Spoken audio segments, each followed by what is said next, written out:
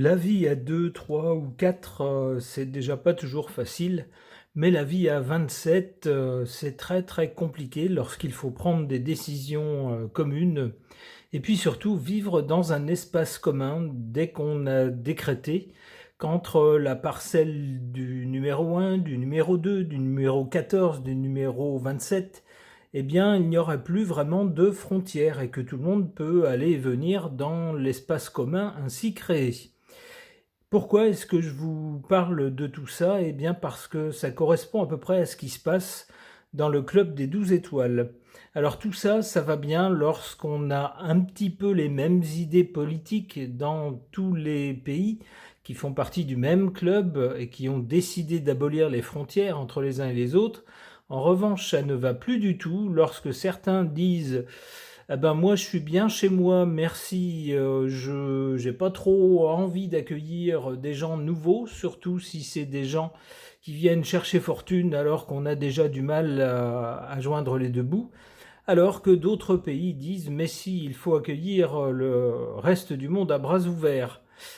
Qu'est-ce qui se passe ces derniers jours? Eh bien, on a l'un de nos voisins, l'Espagne qui possède deux confettis sur la côte d'Afrique du Nord, les villes de Ceuta et de Melilla, qui sont des enclaves espagnoles sur la côte d'Afrique du Nord, donc protégées par des murs, des barbelés, tout ce que vous voulez, des barrières. Lors de ces derniers jours, il y a eu un afflux, une vague gigantesque de personnes qui sont rentrées dans ces enclaves. Théoriquement, dès qu'on est entré sur le territoire, peu importe où il se trouve, d'un des pays du club, on peut circuler partout dans tous les autres pays du club.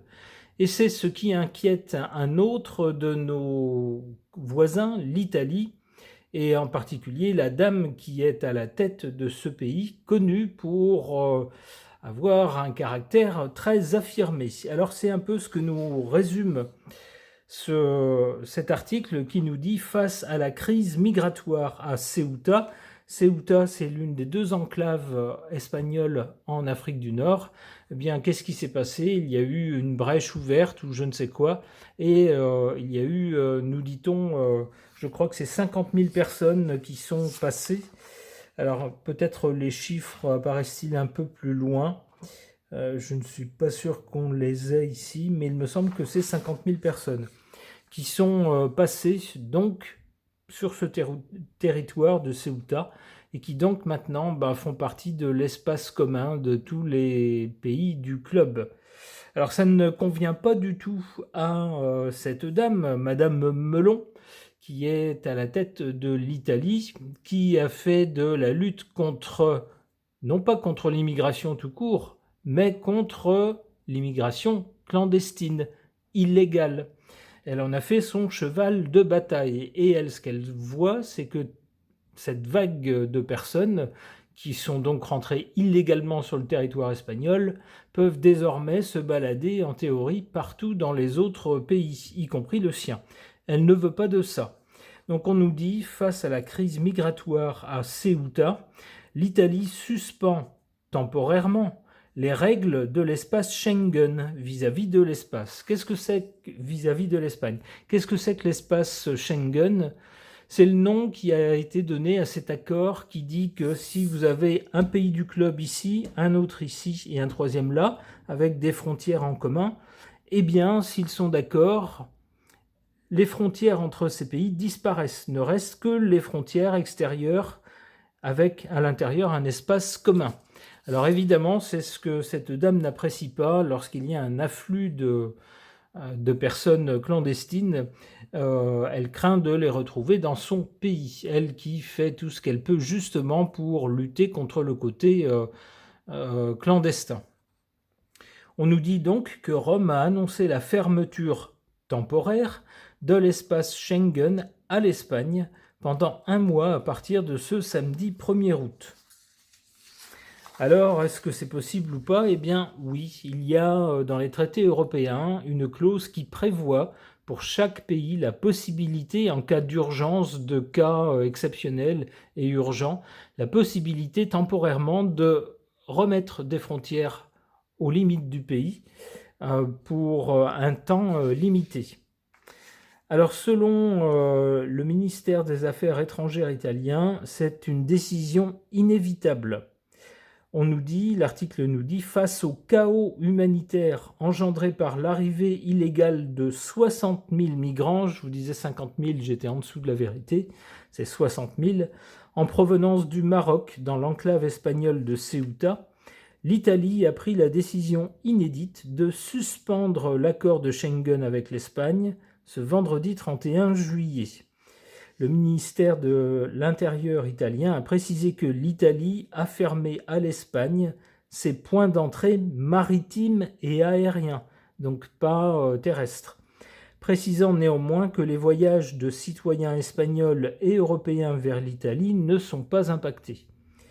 Les contrôles aux frontières aériennes et maritimes avec l'Espagne seront ciblés et ne concerneront que les ressortissants non européens arrivant d'Espagne, a précisé le ministère. La mesure doit rester en vigueur pendant 1 mois à partir de samedi.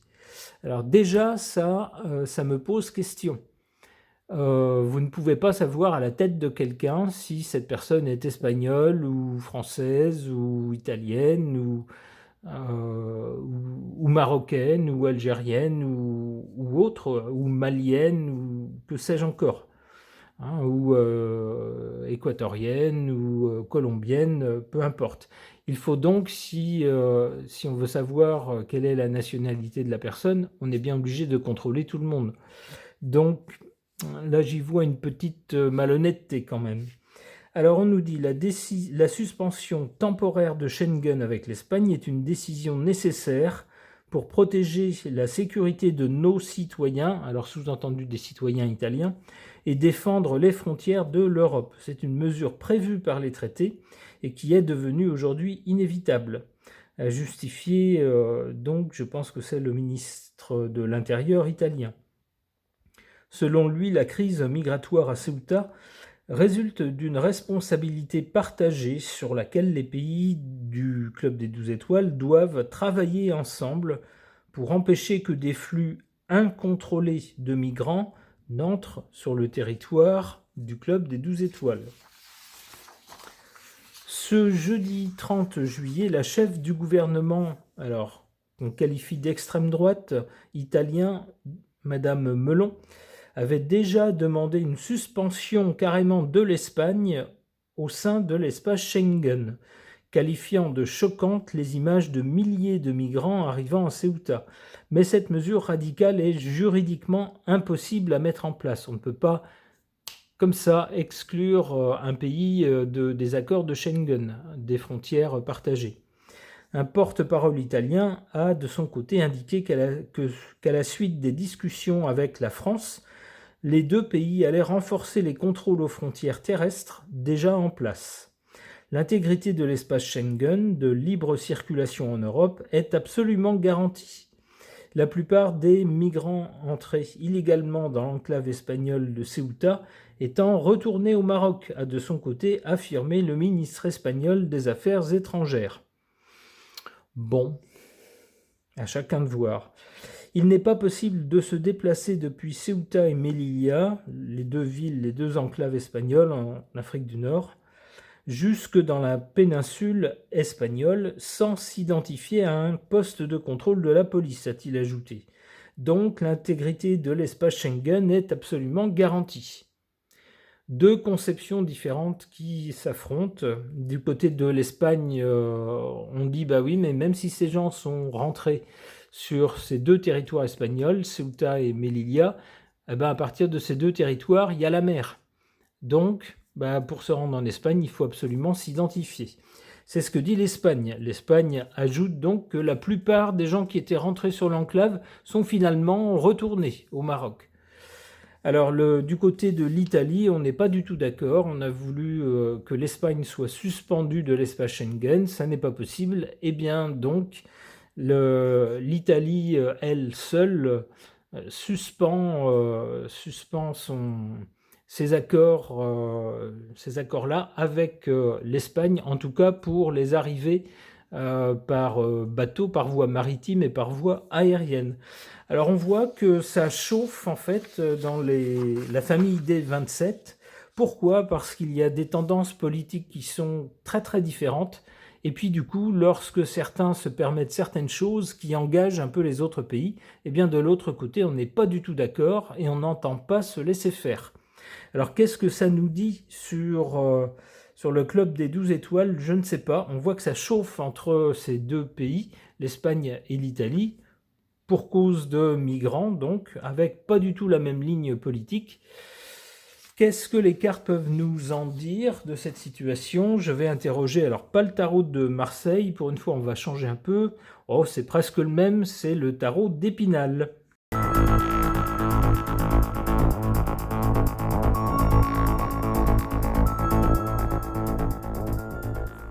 Alors que disent ces cartes ou qu'est-ce qu'elles suggèrent au sujet de cette situation? Alors en carte centrale, on a le fou. C'est-à-dire que vu du côté de l'Italie et peut-être de certains autres pays du club qui ne l'ont peut-être pas fait savoir, mais on doit imaginer que d'autres pays avec un gouvernement très à droite, comme c'est le cas en Italie, doivent avoir un peu la même réaction. On se dit, mais du côté espagnol, on est complètement... ça va pas, quoi. Ça va pas la tête. Faire rentrer 50, 60 000 personnes comme ça, mais ces gens, ils vont aller où? Après, ils peuvent se balader partout. Est-ce que ce pays a conscience qu'ils impliquent les autres dans cette décision ou dans ce fait?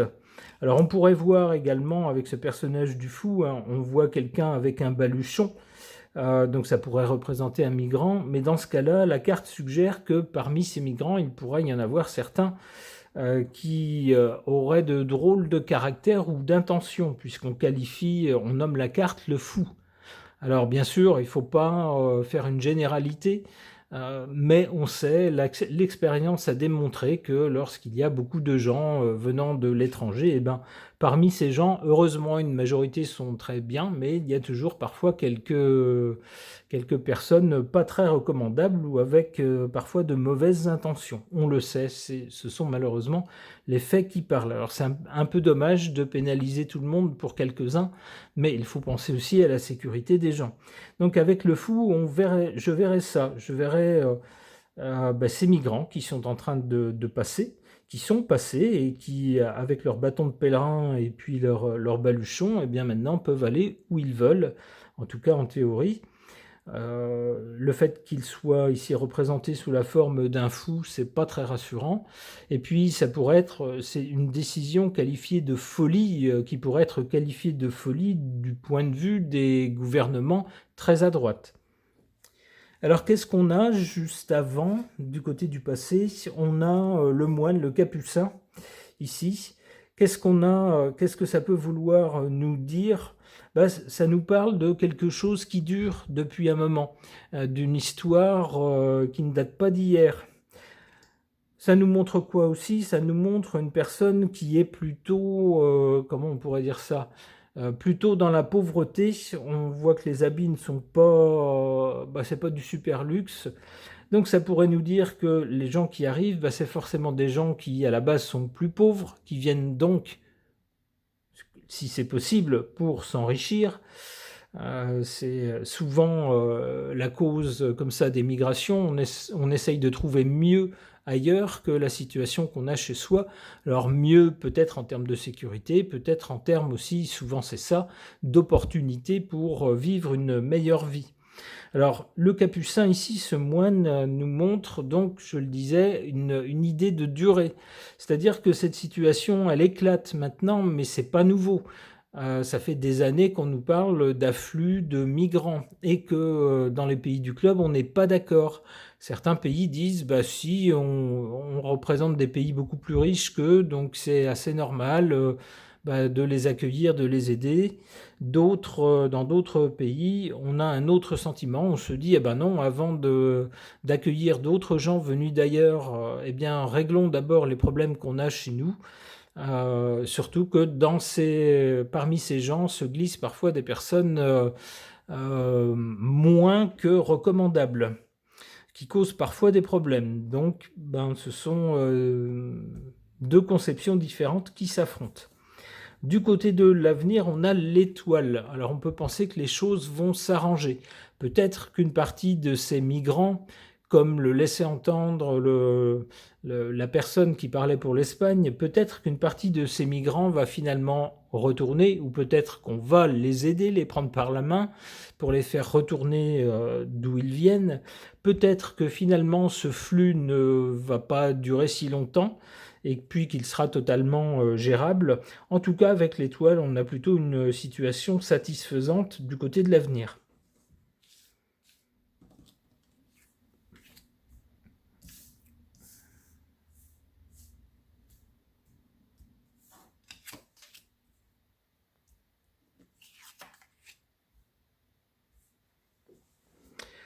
Bon, eh bien, je vois tout de suite sous la carte du fou, qui n'est déjà pas très engageante par rapport aux personnes qui arrivent. On a juste en dessous, donc en position défavorable, la carte du diable. Donc on peut penser que parmi ces gens, il y a bien des gens qui viennent pas pour se faire une belle vie, mais qui ont de mauvaises intentions. Alors j'insiste, pas tous, forcément. Il ne faut pas faire payer aux uns les fautes des autres, mais la carte suggère ça. En carte favorable, on a cette carte de la roue de fortune qui nous parle d'un changement. Alors avec cet afflux massif, on voit que l'Italie a tout de suite réagi. Et l'Italie a dit, si c'est ça, nous on ferme nos portes à l'Espagne. C'est-à-dire on suspend les accords de libre circulation avec l'Espagne. En tout cas pour les voies terrestres et aériennes. Donc on voit que cet afflux fait réagir et fait bouger les choses.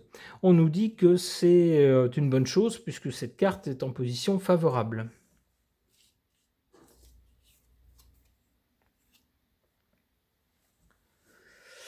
Bon, alors du côté de l'avenir, d'abord on a l'étoile, c'est-à-dire que sans doute va-t-on nous dire, et ça sera probablement vrai dans les jours suivants, que finalement c'est pas si terrible que ça, que le flux c'est pas un flux ininterrompu non plus, et puis que c'est gérable, et puis qu'il n'y a pas eu de gros incidents.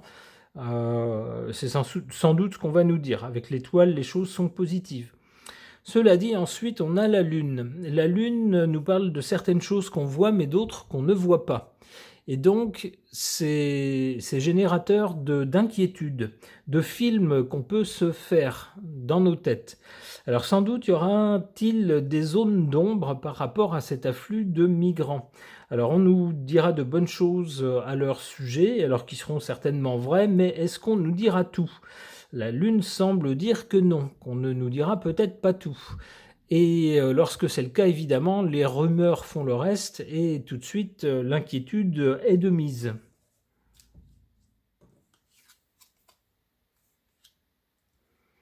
La tempérance, bon, la tempérance est plutôt une bonne carte qui ramène les choses depuis un extrême vers un point milieu. Donc on peut penser qu'avec la réaction de l'Italie, l'Espagne aura très vite compris qu'elle risque gros à laisser passer autant de migrants, même si c'est un peu sa politique, un peu sa philosophie, en tout cas celle du gouvernement en place là-bas. L'Espagne fait ce qu'elle veut pour son pays, mais faisant partie d'un club où il n'y a pas de frontière entre les membres, et bien tout de suite les autres membres, surtout ceux qui n'ont pas la même philosophie, qui n'ont pas la même politique, lèvent les bras au ciel dès qu'il y a cet afflux de migrants et puis décident de rompre les accords. Alors sans doute ça va faire réfléchir les autorités espagnoles puisqu'on voit ensuite une tempérance on pourrait dire, de ce phénomène migratoire. Ok.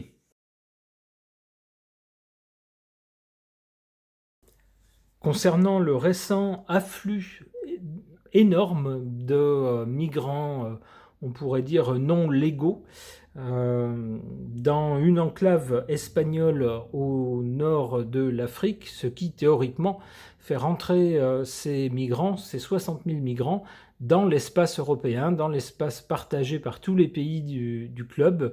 Eh bien voilà qui ne plaît pas du tout, qui a fort contrarié la chef du gouvernement italien, qui a réagi tout de suite, qui a demandé à ce que l'Espagne soit suspendue des accords donc de l'espace Schengen. Ce n'est pas possible. Eh bien, l'Italie a décidé de réinstaurer des contrôles vis-à-vis de l'Espagne, en tout cas pour tous les arrivants par voie maritime ou aérienne. Alors, qu'est-ce que les cartes peuvent nous dire de cette situation? J'interroge le keeper de Chris Stefania.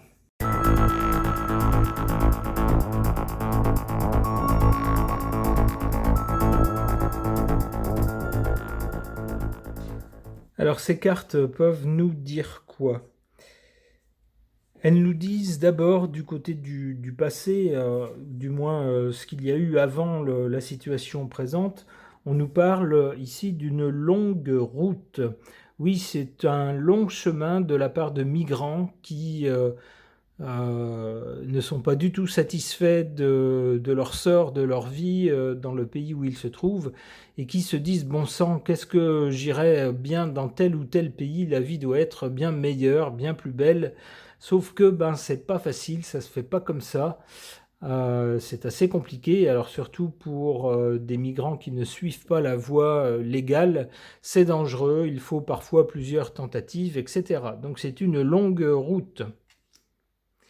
Pour le présent, avec l'annonce de cet afflux soudain de 60 000 migrants dans une enclave espagnole, donc théoriquement dans tout l'espace européen, qu'est-ce que ça déclenche? On nous le dit ici, peur et stress.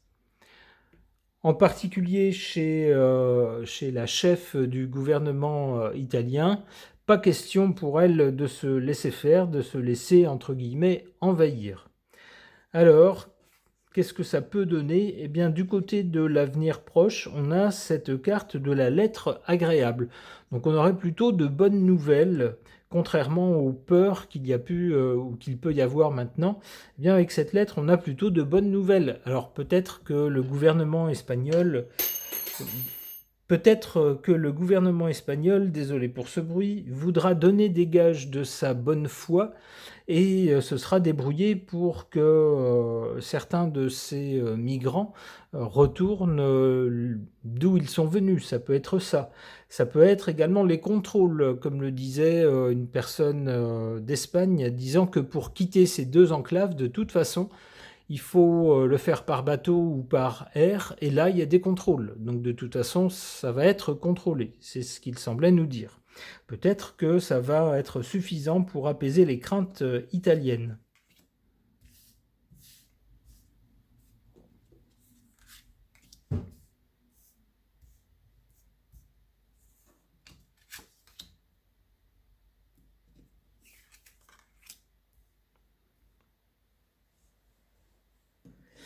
En carte défavorable, qu'est-ce qu'on a? On a une rencontre.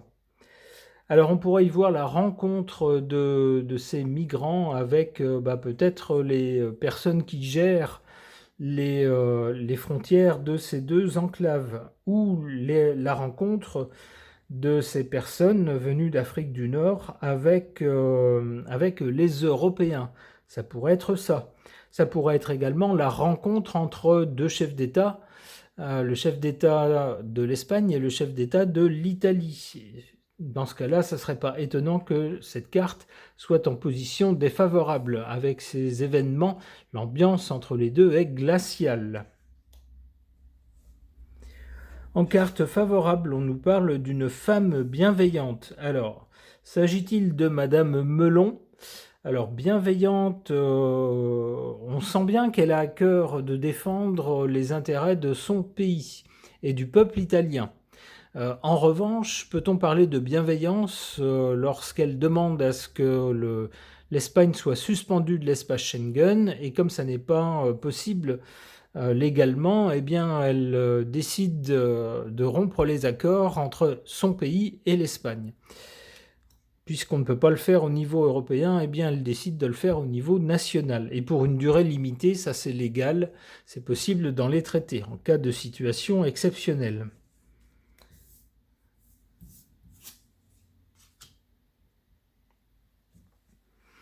Du côté de l'avenir, donc, avec les bonnes nouvelles, on nous parle d'une jeune femme aisée.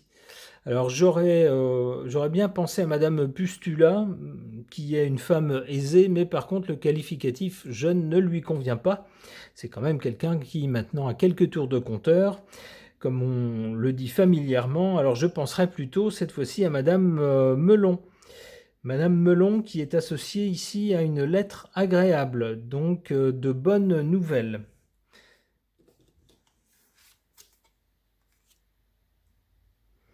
Et des activités. Alors, c'est effectivement son fort. Autant il y a certains chefs d'État dont on n'entend jamais parler, on a l'impression que les choses roulent, elles suivent leur petit train-train, ça ronronne tranquillement, on n'entend pas parler d'eux. Autant Madame Melon est très active et n'entend pas laisser la vie lui imposer les événements, mais elle prend elle-même des initiatives. Alors on aime ou on n'aime pas, que ce soit en Italie ou que ce soit dans les autres pays, mais on ne peut pas lui reprocher de ne rien faire, d'être passive. Il y a certains chefs d'État, on se demande pourquoi ils sont là, on les entend jamais, on les voit jamais. Alors, on n'entend jamais de décision de leur part. Ah ben, Madame Melon, on ne peut pas lui reprocher ça. On voit ici que c'est quelqu'un qui va être active, en tout cas à l'avenir, concernant cette chose-là, ce fait-là, cette idée d'un afflux de migrants. Une dernière carte. Honneur et succès. Donc, il se pourrait que, au final, c'est cette dame qui sorte grandie de cette histoire. Peut-être qu'on va lui reconnaître un certain intérêt pour son pays. Il y a certains dirigeants, je ne m'étalerai pas là-dessus, mais on se demande parfois s'ils sont bien intéressés par le pays dont ils sont à la tête. Je ne citerai pas de nom, vous m'aurez compris. Eh bien, ici, il semble que cette dame, on lui reconnaîtra, en tout cas, le fait de s'intéresser à ce qui se passe dans son pays, de ne pas laisser les événements s'imposer, mais au contraire, elle, d'agir, et d'agir même de façon assez musclée, ne pas hésiter à se fâcher avec d'autres pays lorsque les intérêts de son pays sont en jeu. On nous parle d'honneur et de succès. Eh bien, nous verrons si les actes de cette dame portent des fruits bénéfiques ou pas. C'est l'avenir qui nous le dira. Ce tirage de cartes est maintenant terminé. Merci de l'avoir suivi.